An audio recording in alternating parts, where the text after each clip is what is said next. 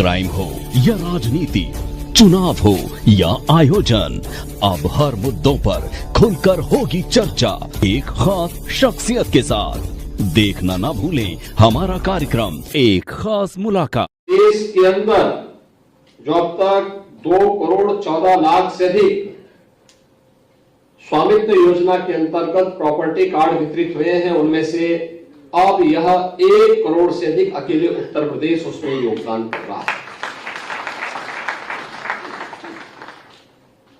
यह एक महत्वपूर्ण कदम इसलिए भी है, अक्सर आप देखते होंगे राजस्ववाद और गांवों में जो विवाद होते हैं, बड़ी प्रॉपर्टी के लिए कम, छोटी प्रॉपर्टी को लेकर के, भाई भाई में, पटीदारी में, 1 फीट जमीन को लेकर के, रास्ते को लेकर के, नादे को लेकर के, ये विवाद अक्सर सुनने को मिलते थे।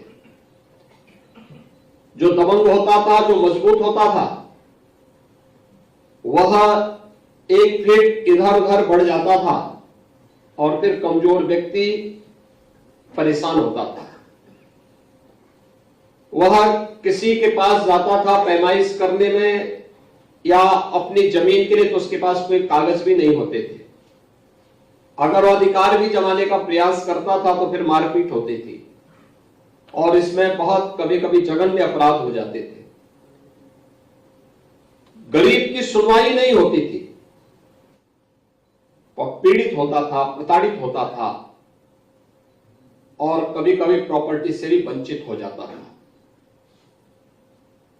यह पहली बार है जब तकनीक का उपयोग करते हुए ड्रोन सर्वे के माध्यम से, फिर गांव की खुली बैठक में बाकायदा चूना डाल करके ड्रोन सर्वे के आधार पर गांव की पंचायत खुली बैठक होने के बाद फिर जो सहमति बनती थी, उस सहमति के आधार पर फिर यह अभिलेख तैयार होते हैं, जो ग्रामीण आवासीय अभिलेख हैं, घरौनी के रूप में, जिन्हें आज प्रॉपर्टी कार्ड के रूप में प्रधानमंत्री जी ने वितरित करने की कार्रवाई प्रारंभ की है, वह वितरित हो रहा है।